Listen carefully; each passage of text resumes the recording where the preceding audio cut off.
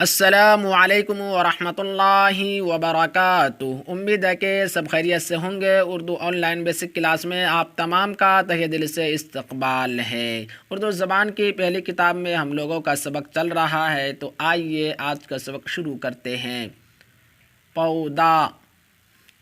دیکھو یہ پیڑ خود زمین پر اگے ہیں، ان میں کوئی تو چھوٹا اور نرم ہے، جیسے گیہوں کا، جوار کا، کپاس کا۔ یہ سب پودے کہلاتے ہیں۔ کوئی بڑا اور سخت ہے، جیسے نیم کا، پیپل کا، آم کا درخت کہلاتے ہیں۔ آؤ گیلی زمین میں سے ایک پودا اکھاڑیں۔ اہو، اس کا ایک حصہ تو زمین کے اندر ہی تھا۔ دیکھو جو حصہ زمین کے اوپر تھا اس کا رنگ تو ہرا ہے، اور جو زمین کے اندر سے نکلا وہ پیلا ہے۔ اس پیلے حصہ کو جڑ کہتے ہیں۔ جڑ زمین کے اندر رہتی ہے اور وہی بڑھا کرتی ہے۔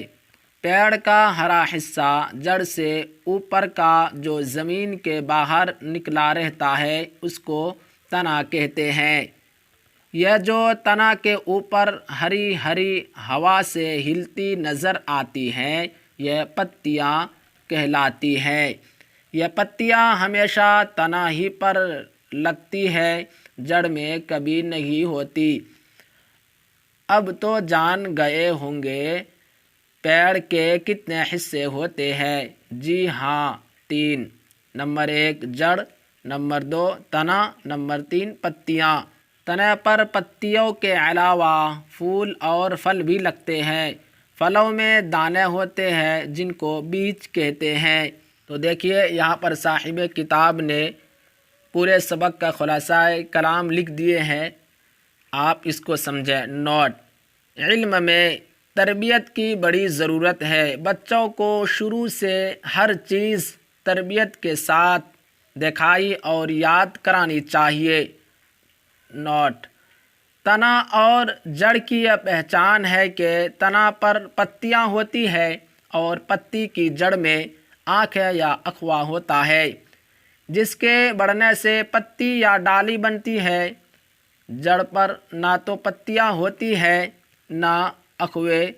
ادرک، ہلدی، آلو وغیرہ وہ زمین کے اندر ہوتے ہیں مگر جڑ نہیں۔ ایک قسم کے تنا ہے کیونکہ ان پر آنکھیں ہوتی ہے، ان کے بونے سے نئے پودے پیدا ہوتے ہیں۔ بیج اور آنکھ یہ 2 چیزیں ہیں جن میں سے نیا پودا ہوتا ہے۔